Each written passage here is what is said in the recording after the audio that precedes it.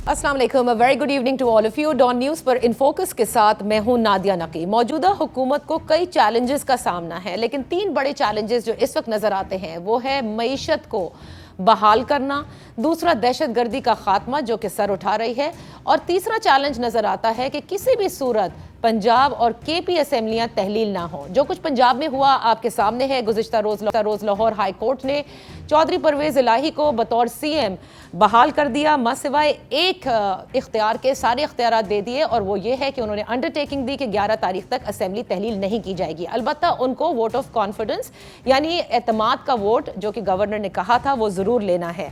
अब बज़ाहिर 11 तारीख तक तो ये लगता है कि सारे मामलात जो हैं वो सेटल हो गए हैं, लेकिन 11 तारीख के बाद जो है वो असेंबली तहलील कर सकते हैं, जैसा कि ऑन रिकॉर्ड मुख्तलिफ उनके जो रहनुमा हैं वो कहते हुए नज़र आ रहे हैं। ख़ुद चौधरी परवेज़ इलाही भी ये कहते हैं कि वो असेंबलियाँ तहलील कर देंगे जैसे ही इमरान खान साहब उन्हें कहेंगे।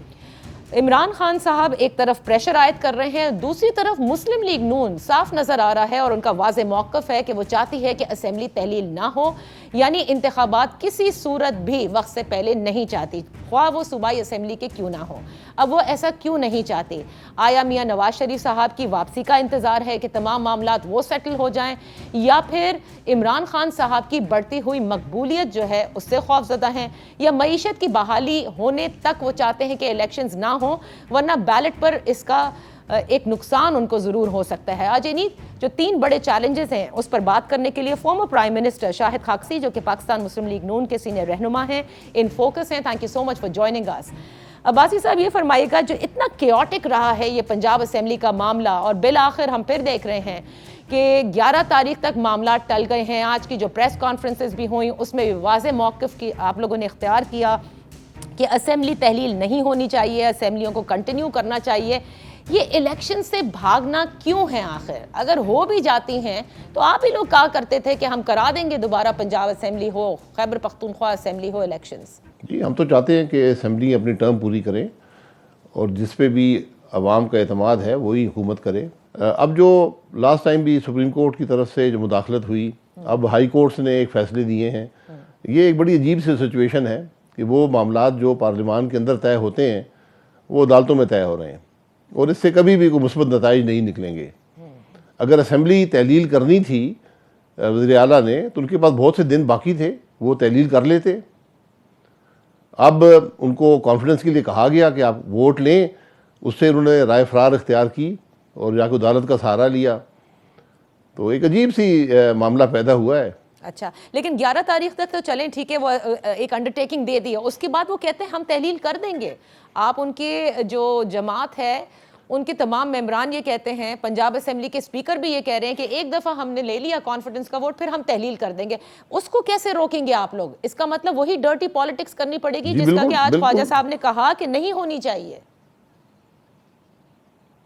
देखिए, डर्टी पॉलिटिक्स की कोई ज़रूरत नहीं है, ना गुंजाइश है, लेकिन अगर कॉन्फिडेंस का वोट ले लें और तहलील कर दें तो सो बिस्मिल्लाह, फिर इलेक्शन हो जाएंगे। लेकिन फिर अवाम को जाके उनको बताना पड़ेगा कि क्यों असेंबलियाँ तहलील कर रहे हैं। असेंबलियाँ बनती हैं कि अवाम के मसाइल हल हों, सियासत खेलने के लिए नहीं। और ये जब आप असेंबली तहलील करते हैं तो ये इतराफ़ होता है कि हमसे हुकूमत नहीं चली।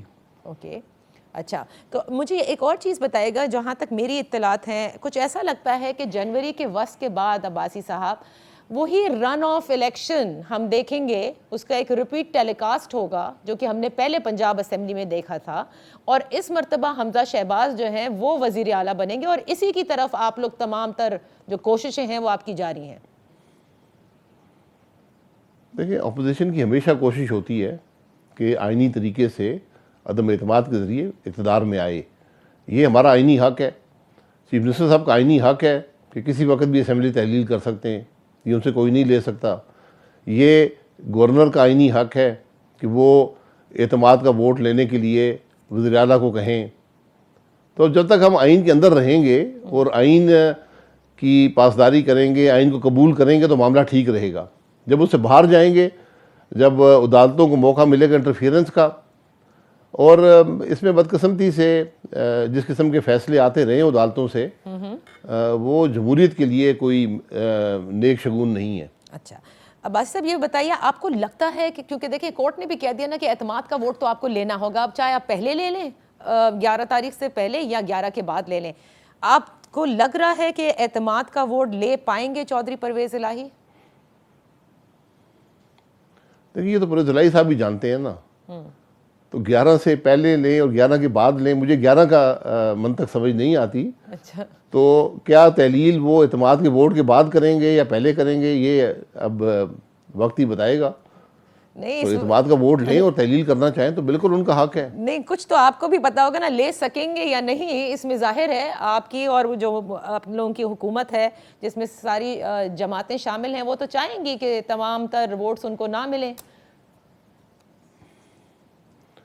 دیکھیں یہ تو اب جو صوبائی اسمبلی کے ممبران ہیں وہی فیصلہ کریں گے. میرا اس سے کوئی اتنا تعلق نہیں ہے، یہ صوبائی اسمبلی کا معاملہ ہے. لیکن بہرحال ہم نے تو ہمیشہ سے کہا ہے، اور لاسٹ ٹائم بھی یہ ثابت ہوا تھا کہ جو مقررہ تعداد میں ووٹس ہیں وہ نہیں ہیں. تو یہ ایک عجیب طریقے سے معاملہ اکٹھا کر کے حکومت بنائی گئی تھی. تو بہرحال یہ بات واضح ہو جائے گی، 8-10 دن کی بات ہے. 8-10 دن کی بات ہے. اور دیکھ لیتے ہیں کہ ہماری اطلاعات کے مطابق جو 10 جنوری کے بعد حمزہ شہباز کے لیے جو کام کیا جا رہا ہے اس میں آپ لوگ کامیاب ہوتے ہیں یا ایک مرتبہ پھر عمران خان صاحب کامیاب ہوتے ہیں. لیٹس موو آن ود اسلام آباد کے جو بلدیاتی انتخابات ہیں اس کے حوالے سے بھی بالکل 10 روز قبل اب ایک جو ہے وہ پاس کر دیا گیا، اور اس کو آپ لوگوں نے یوسیز جو ہے وہ بڑھانے کے حوالے سے کیا گیا. بالکل عین مومنٹ پر پارلیمان کے اندر کورم بھی پورا نہیں تھا نیشنل اسمبلی میں. اس پہ بڑی ہیو اینڈ کرائی، اینڈ اس کا لب لباب یہ ہے کہ مسلم لیگ نون ہر قسم کے الیکشن سے اس وقت بھاگ رہی ہے. دیکھیں الیکشن سے بھاگنے کی بات نہیں ہے. ایک نظام بنایا گیا تھا جو درست نہیں تھا، اس میں درستگی کی گئی ہے. اور جب کورم نہیں ہوتا تو اسمبلی نہیں چلتی.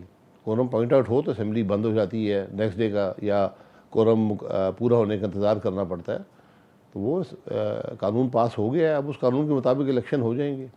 عباسی صاحب، آپ ہمیشہ کہتے تھے کہ حل یہی ہے ملک کو آگے لے جانے کا کہ فوری الیکشنز ہوں، جیسے کہ عمران خان صاحب کی حکومت تھی، پھر وہ ووٹ آف نو کانفیڈنس ہوا، پھر آپ لوگ آئے. اس کے بعد جس طرح سے اب یہ لنگر آن کیا جا رہا ہے، and you know all the challenges, آپ کو لگتا ہے کہ الیکشنز ہو جانے چاہیے فوراً؟ اور یہی ڈیمانڈ عمران خان کی بھی ہے. دیکھیں جی، عمران خان کی ڈیمانڈ 10 اپریل تک تو نہیں تھی. اس وقت ہماری ڈیمانڈ تھی کہ جو کچھ عمران خان صاحب کر رہے ہیں ملک کی تباہی کا باعث بنے گا، معیشت تباہ ہو جائے گی. اور ہم یہی بات بار بار کہتے رہے کہ اس وقت اس معاملے کا حل جو تھا وہ الیکشن تھا. جب ایک عدم اعتماد ہو گیا، ایک اپوزیشن نے ذمہ داری قبول کی، جو کہ ایک بہت مشکل فیصلہ تھا کہ ہم ملک کے حالات کو سدھاریں گے، وہ کوشش کر رہے ہیں. تو آج آپ متحمل نہیں ہو سکتے ایک لمبے انٹرم سیٹ اپ کا. جب عدم اعتماد ہوا تو الیکشن کمیشن نے کہا تھا کہ ہمیں 7 ماہ لگیں گے الیکشن کروانے میں. آج بھی اگر آپ الیکشن میں جائیں گے تو آپ کو 3 ماہ کا آپ کا انٹرم پیریڈ ہوگا. تو کیا آپ کی اکانومی متحمل ہو سکتی ہے اس بات کی؟ آج ہم سب کو سیاست ذرا چھوڑ کر ملک کی معیشت کو دیکھیں، ملک کے حالات کو دیکھیں، جو اندرونی اور بیرونی خطرات ہیں، جس میں جو ہماری مغربی سرحد پر جو حالات ہیں. بالکل. تو ہمیں آج ان پر کنسنٹریٹ کرنا چاہیے. الیکشن اپنے وقت پہ ہو جائیں گے، الیکشن دور نہیں ہے، 8-9 مہینے کی بات ہے. اس کے بعد 60 دن میں الیکشن ہو جائیں گے. اچھا، ایک تو دیکھیں آپ لوگ بار بار کہتے ہیں کہ وقت پر ہو جائیں گے، لیکن ساتھ ساتھ یہ آوازیں بھی آ رہی ہیں، مولانا فضل الرحمان کی جانب سے بھی آئیں، ایاز صادق صاحب کی بھی آئیں، کہ اسمبلیوں کی مدت بھی بڑھائی جا سکتی ہے. اور عمران خان صاحب کا اب یہ خطرہ بھی ہے، وہ بار بار یہی بات کہہ رہے ہیں. گزشتہ روز بھی جب ان کی ملاقات ہوئی تھی صحافیوں سے، تب بھی انہوں نے یہی کہا کہ یہ مدت بڑھائیں گے، یہ چاہتے ہی نہیں ہیں کہ الیکشنز ہوں. تو اس پر بھی کام ہو رہا ہے؟ دیکھیے اس پر کام نہیں ہو سکتا، کیونکہ الیکشن کی جو اسمبلی کی ٹرم ہے وہ کوئی ایک شخص فیصلہ نہیں کر سکتا. اس کے لیے مخصوص حالات ہیں، ایک مخصوص معاملہ ہے جو آئین کے اندر موجود ہے. اگر وہ شرائط پوری ہوں تو آپ ایک وقت کے لیے اسمبلی کی مدت بڑھا سکتے ہیں، لیکن میں نہیں سمجھتا وہ کسی چیز کا حل ہے.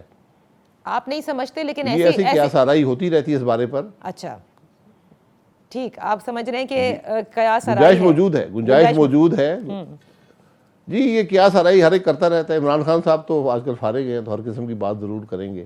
نہیں یہ ان کا آئینی حق ہے، ان کو بات کرنے سے میں نہیں روک سکتا. صحیح ہے، لیکن آپ کے اتحادی مولانا فضل الرحمان بھی اس کی طرف اشارہ کر چکے ہیں کہ معاشی چیلنجز اتنے زیادہ ہیں، معیشت کے حالات، دوسرے حالات ایسے ہیں کہ اسمبلیوں کی مدت بھی بڑھائی جا سکتی ہے. جی یہ ان کی رائے ہے، آئین میں اس کی گنجائش بھی ہے. تو وہ سوال جواب ہوتے ہیں تو ہر آدمی رائے کا اظہار کر دیتا ہے. لیکن یہ کوئی مستقل فیصلہ نہیں ہے کہ اسمبلی کی مدت بڑھائی جائے گی، اور نہ ہی یہ ایک آسان فیصلہ ہے۔ آئین میں یقیناً گنجائش رکھی گئی ہے ایک ایمرجنسی کنڈیشنز کی، لیکن میں نہیں سمجھتا کہ اس سے کوئی حل نکلے گا کسی بات کا۔ اوکے، فارمر پرائم منسٹر ہیں پاکستان مسلم لیگ نون کے سینئر رہنما شاہد خاقان عباسی صاحب۔ عباسی صاحب، دہشت گردی جس طرح سے بڑھ رہی ہے، اور اب تو عمران خان صاحب کہتے ہیں، آپ کی حکومت پر الزام لگاتے ہیں معیشت آپ لوگوں سے کنٹرول نہیں ہوئی اور سیکیورٹی کے معاملات بھی بد سے بدتر ہوتے جا رہے ہیں۔ کل بھی جو واقعہ ہوا، ویری انٹوورڈ انسیڈنٹ اسلام آباد میں، آپ سمجھتے ہیں کہ ٹی ٹی پی کے حوالے سے جو پالیسی ہے، وہ پہلے تو یہ بتا دیجئے کہ آپ کی حکومت کی پالیسی کیا ہے؟ مذاکرات ان کے ساتھ ہونے چاہیے، نہیں ہونے چاہیے؟ جی، ہماری حکومت کی پالیسی وہی ہے جو پاکستان کی پالیسی رہی ہے اس معاملے میں، آج کی نہیں، جب سے پاکستان بنا ہے یہی پالیسی رہی ہے کہ جو بھی ادارہ یا شخص یا حکومت ہمارے ملک پر حملہ آور ہوگی اس کا مقابلہ کریں گے۔ اور پی ایم ایل این نے یہ ثابت کیا تھا 2013 سے 18 تک۔ ہم وہ وقت بھول جاتے ہیں جب کوئی دن ایسا نہیں تھا جہاں پاکستان میں خودکش حملے نہیں ہوتے تھے، اس کا مقابلہ کیا گیا، اس کو ختم کیا گیا۔ اب یہ عمران خان صاحب کا کہنا جی کہ یہ ان کی پالیسیز ہیں، تو ذرا وہ بتا دیں کہ وہ کیا کرتے رہے ہیں۔ یہ چیزیں ایک دن میں نہیں ہوتی، یہ چیزیں جب ان کے اثرات پیدا ہونے شروع ہوتے ہیں اس وقت ان پر قابو پانا چاہیے، جو نہیں کیا گیا۔ بہرحال وہ یہ ہمارے ملک کا مسئلہ ہے، یہ عمران خان صاحب کا، یہ ہمارا مسئلہ نہیں ہے، یہ پاکستان کے عوام کا اور پاکستان کی ریاست کا مسئلہ ہے، اور اس کو ہم جو ہماری ذمہ داری ہے اس کو انشاءاللہ نبھائیں گے۔ اچھا عباسی صاحب، دیکھیں جو ٹی ٹی پی کے حوالے سے بالکل آپ نے صحیح کہا کہ دیکھیں ایک بہت بڑا آپریشن کیا، ان کو اس شکست بھی ہوئی اس ملک میں، اس کے علاوہ جسے کہتے ہیں نا کلا کما کیا ان کے سٹرکچرز کا۔ لیکن پھر یہ بھی اب بہت خبریں ہیں کہ ٹی ٹی پی کے حوالے سے جو وہ ٹاکس تھی، وہ سیز فائر، وہ کیا پالیسی تھی، ان سے بات چیت کب ہوئی، ان کو کب آنے کی اجازت دی گئی، یہ سارے معاملات تو اب سامنے ہیں کہ بہت سے ان کے ڈیٹینیز جو تھے اور جو خطرناک تھے ان کو چھوڑا بھی گیا، اور بہت سوں کو بارڈر کراس کروا کر واپس ری سیٹل بھی کرایا گیا۔ یہ کس کی پالیسی تھی؟ پرانی اسٹیبلشمنٹ کی؟ دیکھیں، یہ پرانی یا نئی اسٹیبلشمنٹ نہیں ہوتی۔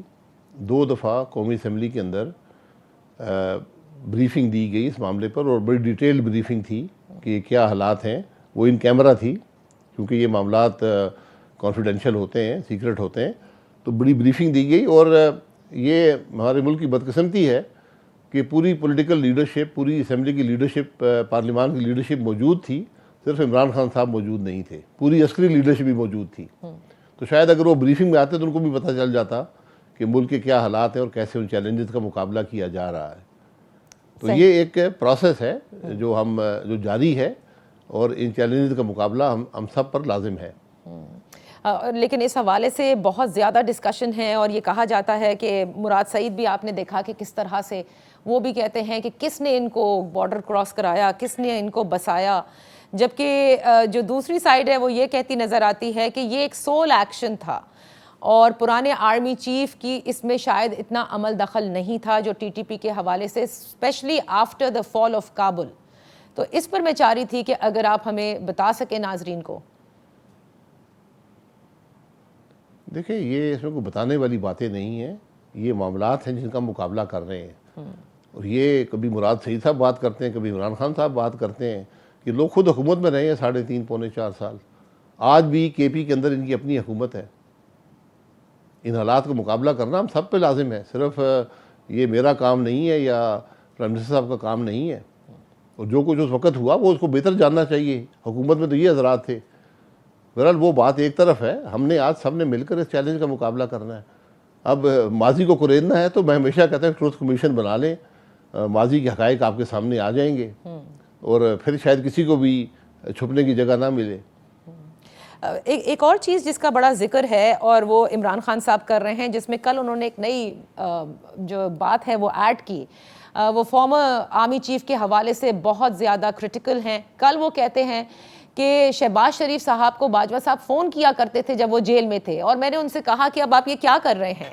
So what he tried to probably mean was کہ مستقل کے رابطے تھے پرانے آرمی چیف کے موجودہ حکومت جو ہے شہباز شریف صاحب کے ساتھ، مسلم لیگ نون کے ساتھ، اور وہ یہی کہتے ہیں کہ ملک کو تباہ صرف ایک ہی شخص نے کیا ہے. واٹ وڈ یو سے آن دیٹ کہ وہ تعلقات تھے اور انہی کی بدولت وہ کہتے ہیں کہ آپ لوگ دوبارہ برسر اقتدار بھی آئے؟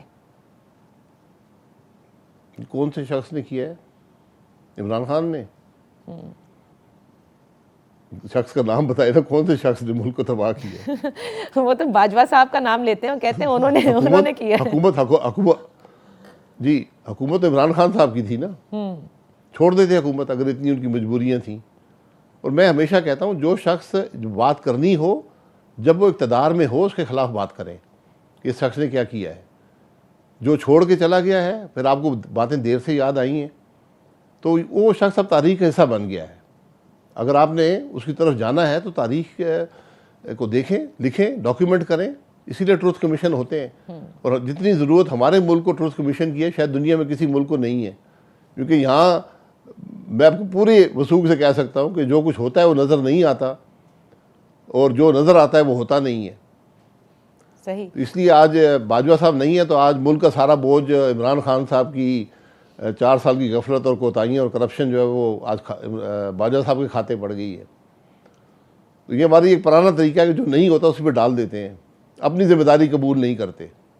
لیکن جب وہ تھے تب آپ لوگ بھی بڑے کرٹیکل تھے ان کی، جس طرح کا ان کا ساتھ تھا اس وقت کی حکومت کے ساتھ، یعنی عمران خان صاحب کے ساتھ. You were quite critical on that. اب آپ لوگ کچھ بھی نہیں کہتے ان کے حوالے سے؟ بالکل ہم کرٹیکل تھے کہ 2018 کا الیکشن چوری ہوا، اس کے اندر اسٹیبلشمنٹ کی ایک براہ راست تعلق تھا جس کو قبول کیا گیا کہ ہم نے انٹرم گورنمنٹ بنائی ہے، ہم یہ ہائبرڈ گورنمنٹ بنا رہے ہیں اور ہم اس کو چلا رہے ہیں. اس بات کو تو قبول کیا اس وقت کی حکومت نے بھی، اس وقت کے آرمی چیف نے بھی. صحیح. یہ تاریخ کا حصہ ہے. وہ ایکسپیریمنٹ ناکام ہو گیا. اور آپ سمجھتے ہیں انہوں نے بیلنس آؤٹ کر دیا؟ سر اپریل میں انہوں نے بیلنس آؤٹ کر دیا؟ نہیں، بیلنس آؤٹ نہیں ہوتا. یہ چیزیں بیلنس آؤٹ نہیں ہوتی. آپ ملک کی معیشت تباہ کر دیں، ملک کے نظام کو تباہ کر دیں، ملک کی سیاست کو تباہ کر دیں اور پھر آپ کہیں میں بیلنس آؤٹ کر رہا ہوں. یہ بیلنس نہیں ہوتا. جہاں پہ عمران خان صاحب نے ملک کو پہنچا دیا تھا، اپوزیشن پہ لازم تھا کہ ایک آئینی طریقے سے اس حکومت سے جان چھڑائی جائے اور وہ کیا گیا.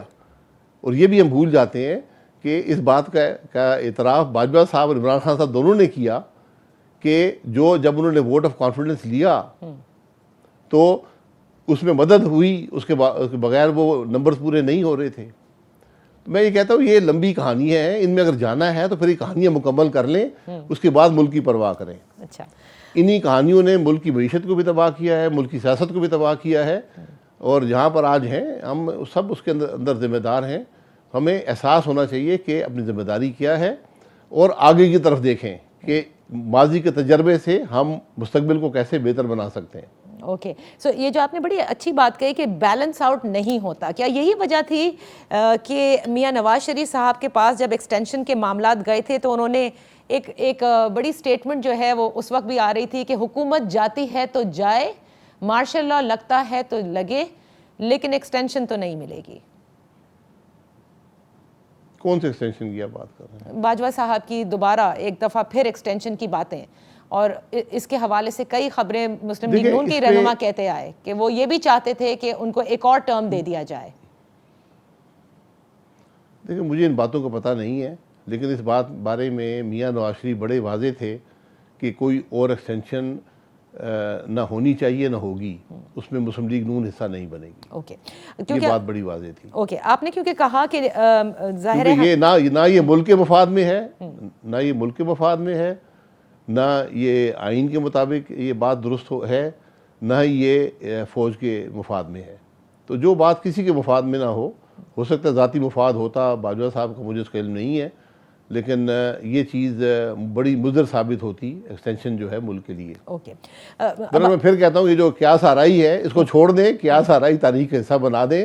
سب جا کے ایک فورم ٹروتھ کمیشن بنا دیں، وہاں اپنی قیاس آرائی کر دیں، اپنے حقائق جو ان کے پاس ہیں وہ رکھ دیں، وہاں پر ڈاکیومنٹ ہو جائیں، لوگ خود اندازہ لگا لیں گے حقیقت کیا ہے. پھر سب نے ٹروتھ بولنا ہوگا، ایک سائیڈ نہیں، پھر سب کو صحیح بتانا ہوگا کہ کس نے کس کی کب کیا مدد کی. Let's move forward. آپ کی کیونکہ سیاست کا طریقہ بالکل ڈفرینٹ ہے، and so many Times you have been critical of your own party جب جس قسم کے ڈیسیشنز ہوتے ہیں میں ماضی میں نہیں جاتی، لیکن یہ جو مبینہ آڈیو لیکس مستقل آ رہی ہیں اور ہم سب جانتے ہیں کہ یہ آڈیو کی ریکارڈنگز کہاں پر ہوتی ہیں اور کس طرح سے سیاستدانوں کو دباؤ میں لایا جاتا ہے، عمران خان صاحب بھی اس کا ذکر کر رہے ہیں، یقیناً یہ آپ کی حکومت تو نہیں ریلیز کر رہی ہوگی نا؟ دیکھیں یہ جو معاملات ہیں یہ بڑے تشویشناک ہیں ملک کے لیے، کہ اگر ہمارے ملک کے اندر کوئی شخص بھی محفوظ نہیں ہے، نہ وہ بات کر سکتا ہے، نہ وہ لکھ سکتا ہے، نہ وہ کتابت کر سکتا ہے، تو پھر ملک کی سیکرٹ تو کوئی نہ نہیں۔ یہ بات تو وہاں پر جا پہنچتی ہے کہ آپ کی ہر چیز جو ہے وہ پوری دنیا کے سامنے موجود ہے، اور اس سے کوئی منفی اثرات ہی ملک کی سیاست اور ملک کے حالات پر ہوں گے، کوئی مثبت اثرات میں اس کے نہیں دیکھتا ہوں۔ اس لیے ہم سب نے، میں یہ کہتا ہوں، ان چیزوں کا فیصلہ کرنا پڑے گا کہ ہم نے ملک کے نظام کو چلانا کیسے ہے۔ جس طرح ملک کو ابھی چلا رہے ہیں یہ اس طرح ملک نہیں چلا کرتے اور نہ چل سکتے ہیں۔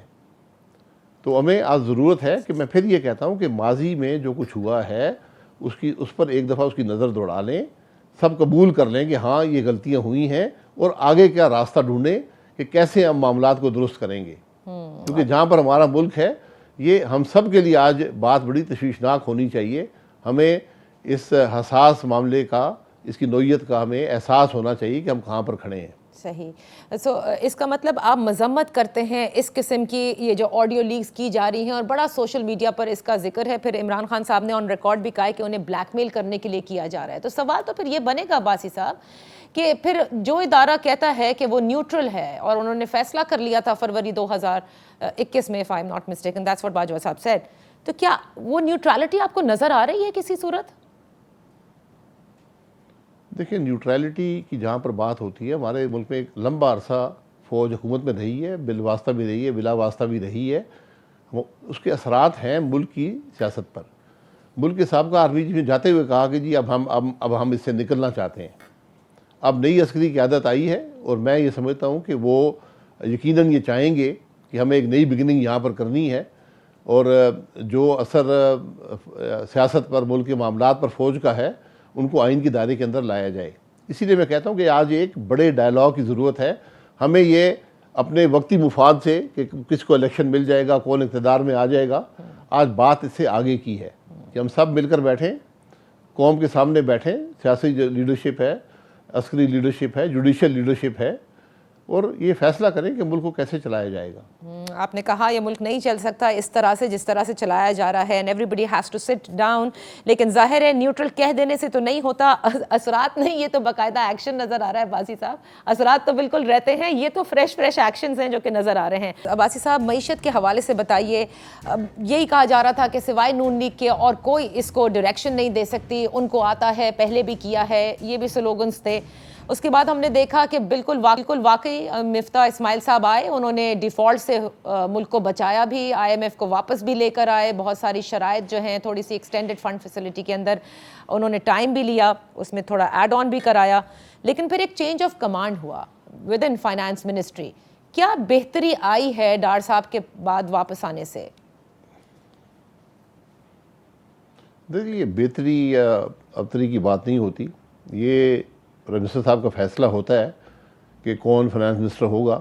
انہوں نے ایک فیصلہ کیا، مفتاح اسماعیل صاحب نے اپنا کام کیا، 5 مہینے وہ رہے، اور جو کچھ انہوں نے کیا پاکستان کے عوام کے سامنے ہے، اور ایک کامیاب طریقے سے اس منسٹری کو چلایا۔ لیکن زیادہ صاحب نے یہ محسوس کیا کہ ہمیں اب شاید زیادہ تجربے کی ضرورت ہے، اور ڈار صاحب جو پہلے بھی رہے ہیں فائنانس منسٹر، ان کو لایا گیا اور وہ اپنی کوشش کر رہے ہیں۔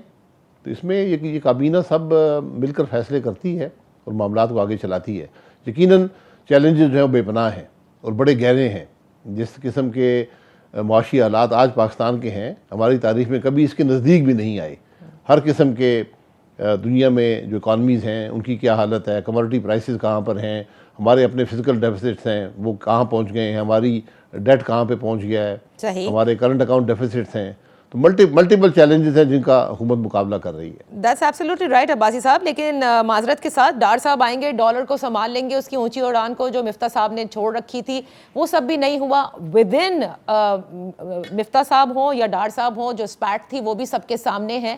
تو دیکھا جائے تو ڈار صاحب کے آنے کے بعد سے ایک طرح سے آئی ایم ایف بھی ایک سٹالڈ کنڈیشن میں ہے اس وقت، اور معاملات تیزی سے زیادہ خراب ہو رہے ہیں as compare to the previous finance minister. نہیں دیکھیں، میں یہی بات کرتا ہوں کہ ہمیں ایکسپیکٹیشنز زیادہ ہم بلڈ کر دیتے ہیں اور اس میں میڈیا کا بڑا ہاتھ ہے. اچھا. کہ ہم ایک باتیں شروع کر دیتے ہیں، جی یہاں ڈالر 150 پہ آ جائے گا، یہاں پر قیمتیں کم ہو جائیں گی، پیٹرول سستا ہو جائے گا. اس طرح ہوتا نہیں ہے. ہمیں ہمیشہ حقائق کے اندر رہنا چاہیے. ڈالر جو ہے وہ ایک بیسک کموڈٹی ہے، سپلائی ڈیمانڈ کے معاملات پہ چلتا ہے. کچھ آپ اس کو مینیج کرتے ہیں، لیکن جب آپ کے پاس سرپلس ڈالرز نہ ہوں تو وہ مینیج کرنا بھی مشکل ہوتا ہے. اس لیے پاکستان آج اپنے جو فارن ایکسچینج ریزروز ہیں اس کے اندر رہ کر ایک ڈالر کی قیمت کو سٹیبلائز کرتا ہے. اسی طرح آپ کے مہنگائی کے جو معاملات ہیں اس میں ایکسٹرنل شاکس بھی ہیں، انٹرنل شاکس بھی ہیں. آپ کے فلڈ کی ایشوز بھی اس کو افیکٹ کرتے ہیں، سیکورٹی سچویشن بھی افیکٹ کرے گی. ان سب حالات کا مقابلہ حکومت ہی کرتی ہے. صحیح. لیکن یہ توقع کہ 4 سال کی غفلت جو ہے وہ آپ چند مہینوں میں دور کر دیں گے، یہ ممکن نہیں ہوتا. جو کچھ عمران خان نے کیا ہے اس کی ایک لمبا عرصے تک ہمیں قیمت ادا کرنی پڑے گی. صحیح. ڈار صاحب نے خیر ویسے میڈیا نے تو کیا ڈار صاحب نے کہا تھا کہ وہ کیا لے کر آئیں گے dollar versus rupee, but let's because multiple challenges ہیں آپ نے کہا ہے، اور اس وقت تو نظر آ رہا ہے نا کہ مہنگائی جس طرح سے ہے اور کس طرح سے مزید حالات جو ہیں وہ خراب ہو رہے ہیں. کتنا وقت آپ کو لگتا ہے، ظاہر ہے کوئی شارٹ ٹرم فکسنگ تو ہوتی نہیں ہے عباسی صاحب، but to get it back on direction? یہ آپ کسی اکنامک ایکسپرٹ سے پوچھ لیں. یہ مہینوں کا عرصہ نہیں ہے، یہ سالوں کا عرصہ ہے. یعنی یہ مہینوں کا سفر نہیں ہے، سالوں کا سفر ہے. اس بات کا ہمیں احساس ہونا چاہیے اور اس کی قیمت جو ہے پاکستان کے عوام ہی ادا کریں گے. یہ بڑا تکلیف دہ سفر ہوتا ہے، اس میں کوئی معجزاتی عمل نہیں ہوتے، اور اس کو ہم نے خود اپنے ریسورسز کے اندر رہ کر ہی حل کرنا ہوگا. اسی لیے وہ خان صاحب زیادہ آپ لوگوں کو کرٹیسائز کر رہے ہیں نا کہ آپ لوگوں نے دعوے ایسے کیے تھے کہ فوراً صحیح کریں گے. وہ تو کہتے ہیں آپ لوگ مزید اس کو خراب کر دیں گے اور ملک کو ڈیفالٹ کی طرف آپ لے کر جا رہے ہیں. بلکہ in fact if I am not mistaken وہ جنوری فروری کا مہینہ بھی بتاتے ہیں کہ جب تک ملک ڈیفالٹ ہو جائے گا اگر الیکشن نہیں ہوئے. جی ان کو پتہ ہوگا بہتر، کیونکہ یہ وہی شخص ہیں جنہوں نے وہ کام کیا جو دنیا میں آج تک کوئی نہیں کر سکا، کہ پیٹرول پمپ پر پیٹرول اور ڈیزل جو ہے وہ قیمت خرید سے کم بیچ رہے ہوں، اور $1 ارب مہینے کے حساب سے پاکستان نے یہاں پر ضائع کیا ہے. تو جو irrational اور جو باقی انہوں نے تمام معاملات کیے کہ کوئی ملک ہم سے بات کرنے کو تیار نہیں تھا، کوئی مالیاتی ادارہ بات کرنے کو تیار نہیں تھا. تو بڑے ہی مشکل حالات میں پی ایم ایل این نے ملک کو سنبھالا ہے، اور انشاءاللہ اس کو آگے لے کر چلے گی. چیلنجز ہمیشہ رہتے ہیں، آج کے چیلنجز بہت زیادہ ہیں، ان کا مقابلہ بھی ایک حکومت ہی کرتی ہے، ایک طریقے سے کرتی ہے. آپ کو لگتا ہے عباسی صاحب as senior leader of P M L N کہ نقصان جماعت کو بہت پہنچ رہا ہے right after the vote of no confidence till date, کیونکہ جو حالات ہیں، جو چیلنجز ہیں، آپ کے ووٹ بینک پر اثر انداز ہو رہا ہے؟ جی بالکل اثر انداز ہوتا ہے. جب آپ حکومت لیں گے مشکل حالات میں، مشکل فیصلے کریں گے، عوام پر اس کا بوجھ پڑے گا، آپ کا پولیٹیکل کیپٹل ضائع ہوتا ہے، آپ کا ووٹ بینک ضائع ہوتا ہے، اس میں کوئی دو رائے نہیں ہے. لیکن یہ ایک سیاستدان یا اسٹیٹس مین کا اور ایک ذمہ دار جماعت کا ہی کام ہوتا ہے کہ وہ اپنے سیاسی مفاد سے ملک کے مفاد کو بالاتر رکھے. یہی بات پی ایم ایل این نے کی ہے. اور میرے خیال سے یہی وجہ ہے کہ فوری الیکشنز کا جو دعویٰ ہے وہ آپ کو پتہ ہے کہ بیلٹ پر وہ آپ کا پولیٹیکل کیپٹل شاید اس طرح سے نظر نہ آئے، کیپنگ ان مائنڈ کہ what ever is happening right now, inflation, مسائل. نہیں، اگر فوری الیکشن ہی پاکستان کے مسائل کا حل ہے تو میں آج ہی وزیراعظم صاحب کو کہوں گا کہ اسمبلی ڈیزالو کر دیں. اچھا، یقین کریں اگر یہی فوری الیکشن ہی اگلے 90 دن کی ٹائم گورنمنٹ بنا کر اور آپ الیکشن کرا کے حکومت بنا لیں تو وہی اگر پاکستان کا حل ہے تو یقیناً مجھے کوئی سمجھا دے تو میں کہوں گا جی بالکل درست بات ہے، آپ یہ کام کریں. کیوں عباسی صاحب پھر یہ پولیٹیکل انسٹیبلٹی ختم ہو جاتی ہے، رسا کشی ختم ہو جاتی ہے، ایک لانگ ٹرم پالیسیز ہوتی ہیں، پتہ ہوتا ہے کہ 5 سال کے لیے ایک حکومت آئی ہے. نہیں، کون سی لانگ ٹرم پالیسیز ہیں؟ عمران خان صاحب نے کون سی لانگ ٹرم پالیسی بنائی تھی؟ یہ تو ایک کہنے والی بات ہے میں لانگ ٹرم پالیسیز بنا دوں گا. آپ تو شارٹ ٹرم میں اس وقت، آپ تو شارٹ ٹرم میجرز لے کر اپنے حالات کو آپ اسٹیبلائز کر رہے ہیں، تو لانگ ٹرم پالیسی تو بعد میں آتی ہیں. عمران خان صاحب صرف یہ بتا دیں کون سی لانگ ٹرم پالیسی انہوں نے اکنامک چھوڑے کوئی سوشل پالیسی بنائی ہو، کوئی پالیسی بنائی ہو جو ملک کو لانگ ٹرم مفاد دے رہی ہو.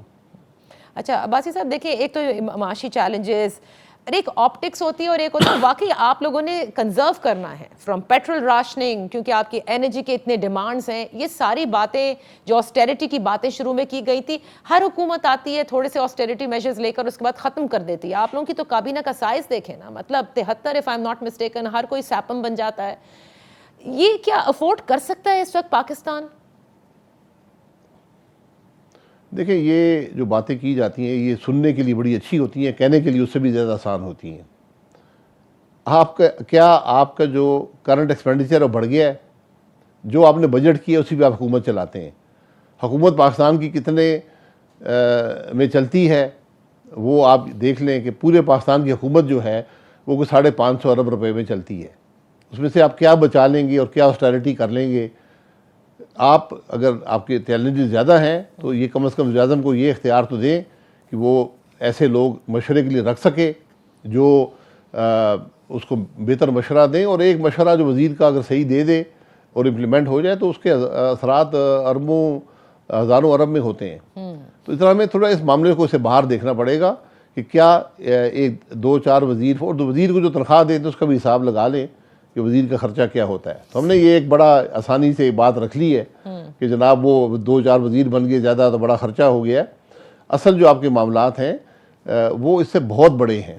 آپ یہ دیکھ لیں کہ ہم صرف اس وقت گیس کے اندر 300-350 ارب کا نقصان ہر سال کا کر رہے ہیں. ہم بجلی کے اندر جو ہے وہ 500-600 ارب کا نقصان ہر سال کر رہے ہیں. تو یہ وہ چیلنجز ہیں جن کا مقابلہ کرنے کے لیے آپ کو حکومت بنانی پڑتی ہے. اوکے عباسی صاحب، لاسٹ کویسچن جس کا ابھی تک صحیح جواب کوئی نہیں دے پاتا، بس جلد ہوگا. میاں نواز شریف صاحب کی واپسی میں کیا رکاوٹیں حائل ہیں؟ کیا ابھی تک ان کی واپسی قبول نہیں ہے؟ دیکھیں میاں نواز شریف کی واپسی صرف جاوید لطیف صاحب جانتے ہیں، جو ہر 3 ہفتے بعد ایک نئی ڈیٹ دیتے ہیں. تو میں نے کبھی اس بارے میں کوئی قیاس آرائی نہیں کی، کیونکہ میاں نواز شریف صاحب جو ہیں وہ علاج کرانے گئے تھے. علاج ان کا جاری ہے، علاج ہو جائے گا تو واپس آ جائیں گے. اگر انہوں نے خود سمجھا کہ میں نے واپس جانا ہے تو اپنا فیصلہ خود بھی کر سکتے ہیں. لیکن ہم یہ بھول جاتے ہیں کہ جو ٹریٹمنٹ ہم نے نواز شریف صاحب کے ساتھ کیا ہے، ذرا اس پہ ایک نظر ہم سب دوڑا لیں، جس میں جوڈیشری بھی شامل ہے، اس ملک کی نیب بھی شامل ہے، اس ملک کے دیگر ادارے بھی ہیں، کہ ہم نے کس طرح ٹریٹ کیا میاں نواز شریف کو. ذرا اس پر ایک نظر دوڑا لیں تو آپ کو حقیقت نظر آ جائے گی. تو عباسی صاحب ایک ریپڈ ٹروتھ کمیشن کرتے ہیں نا آپ کے ساتھ، بتا دیجئے کہ کیا ادارے چاہتے ہیں کہ نواز شریف صاحب واپس آئیں یا ابھی بھی وہ معاملات سیٹل نہیں ہوئے؟ دیکھیں چاہنے کی بات نہیں ہے، معاملات سیٹل ہونے کی بات نہیں ہے. ہم نے میاں نواز شریف کو سپریم کورٹ نے بغیر کسی دلیل کے، بغیر کسی ثبوت کے نکالا حکومت سے، حکومت توڑ دی، تاحیات نااہل کر دیا، پھر سیاست سے علیحدہ کر دیا، پھر جیل میں ڈالا گیا. یہ سب معاملات اس ملک کے ہیں، اور جس طرح جیل میں ڈالا گیا وہ بھی سب کے سامنے ہے. جس طرح بلیک میل کیا گیا، ایک 7 سال پر محیط ایک کیمپین چلائی گئی بدنامی کی اور کرپشن کی. آج تک نواز شریف صاحب پہ ثبوت آپ چھوڑ دیں، ایک کرپشن کا الزام پاکستان کی حکومت نہیں لگا سکی. 9 سال جنرل مشرف صاحب لگے رہے، اس کے بعد پیپلز پارٹی کی حکومت تھی، اس کے بعد 4 سال عمران خان صاحب لگے رہے، ایک الزام نہیں لگا سکے. ثبوت چھوڑ دیں. اوکے تو لیکن ایک میجک وانڈ سے تو نہیں ختم ہو جائے گا نا؟ He will have to come and face the courts. جو بھی ہے واپسی کا طریقہ تو یہی ہوگا نا؟ جی میں کورٹ سے بھی گزارش کروں کہ اپنے گریبان میں جھانکیں، اپنے فیصلوں کو دیکھیں. کیا اب یہ ممکن ہے کہ آپ نے ایک ڈائریکٹر فیس نہ لی ہو 9 سال پہلے اور اس کی بنیاد پہ آپ کو نااہل قرار کر دیا جائے تاحیات؟ یہاں لوگوں کے اکاؤنٹوں میں اربوں روپیہ آیا ہے، ان کو کوئی نہیں پوچھا گیا. دیکھیں جس آدمی نے پیسہ چند ہزار درہم کی رقم نہ لی ہو اس کو آپ نے تاحیات نااہل کر دیا. اچھا تو کورٹس جو ہے ہم سب کو دیکھنا پڑے گا اپنے گریبان میں. نہیں لیکن گریبان میں دیکھنے سے تو کچھ نہیں ہوگا نا عباسی صاحب. اگر آپ لوگ کہتے ہیں کہ انہوں نے الیکشن کیمپین جو ہے وہ رن کرنی ہے عام انتخابات سے پہلے، انہوں نے واپس آنا ہے، تو واپسی کا طریقہ وہی ہوگا جیسے ہم سلیمان شہباز کو بھی دیکھ رہے ہیں کہ ہی ہیز ٹو اپیئر یہ سارے معاملات تو ہوں گے، یا آپ یہ چاہتے ہیں آ کہ جائیں گے، کورٹس بالکل آگے جھانک کر appeal پہلے ہو جائیں گے۔ یہ معاملات کو کہہ دیں کہ ہاں جی سب ٹھیک ہو جائے گا، آپ واپس آ جائیں، کوئی گارنٹی دے دی جائے تبھی وہ واپس آئیں گے؟ دیکھیں 2 فیصلے نیب عدالتوں کے آپ کے سامنے ہیں، کسی وکیل کو دکھا دیں، نہ ان کا فیصلوں کا سر ہے نہ پیر ہے۔ وہ 3 سال سے وہ فیصلے جو ہیں وہ ہائی کورٹ کے اندر موجود ہیں، اپیل ان کی موجود ہے۔ اس کے علاوہ جو نااہل تاحیات کیا گیا وہ پاکستان کے سپریم کورٹ نے ٹرائل کورٹ بن کے کیا، اس کو بھی ذرا دیکھ لیں۔ تو میں یہ کہتا ہوں کہ ہمیں اپنے حالات کی کافی درستگی کرنی ہوگی۔ یہ بات صرف نواز شریف صاحب کی نہیں ہے، یہ ملک کے حالات کی ہے کہ ہم ملک کو کیسے چلاتے رہے ہیں۔ اگر ہم ملک کو اس طرح چلائیں گے، ایک شخص کی مثال آپ کے سامنے، اس کا نام نواز شریف ہے، کہ جو کچھ اس کے ساتھ ہم نے کیا، عدالتوں نے کیا، اداروں نے کیا، نیب نے کیا، کچھ تو پوچھنا چاہیے نا، کچھ شرمندگی کا اظہار تو ہو۔ ٹھیک، تو ایک چارٹر آف ڈیموکریسی ہوئی تھی عباسی صاحب، تو کیا آپ سمجھتے ہیں کہ اٹس ٹائم کہ ایک چارٹر آف ڈیموکریسی سے بڑھ کر کوئی ہو، جس میں آپ نے جیسے کہا کہ تمام ادارے including the current military leadership بھی بیٹھے اور اس کے بعد ڈیسائیڈ ہو کہ what is going to be the course of action? جی بالکل، آپ سب کو بیٹھنا پڑے گا، دیکھنا پڑے گا کہ کیسے ہمارا ملک چلے گا۔ ہم سے نہیں چل رہا، یہ حقیقت ہے، ایک واضح حقیقت ہے۔ آج کوئی یہ کہے کہ ہمارا ملک کے حالات آج سے 5 سال پہلے سے بہتر ہیں، یا آج سے 10 سال پہلے سے بہتر ہیں، یا 20 سال پہلے سے بہتر ہیں، تو ایسی بات نہیں ہے۔ ملک آگے بڑھتے ہیں، ہمارا ملک پیچھے جا رہا ہے۔ صحیح۔ تو یہ آج لیڈرشپ کا ذمہ داری ہے کہ ان معاملات کو درست کرے، اور وہ بیٹھ کے بات کرنے سے ہوتے ہیں، ایک دوسرے کو گالیاں دینے سے نہیں ہوتے، ایک دوسرے کو جیلوں میں ڈالنے سے نہیں ہوتے۔ صحیح، thank you so much Khaqan Abbasi صاحب for being focus today on Dawn News. اس کے ساتھ اجازت دیجیے، انشاءاللہ پھر آپ کی خدمت میں حاضر ہوں گے۔ اپنا خیال رکھیے گا، اللہ حافظ۔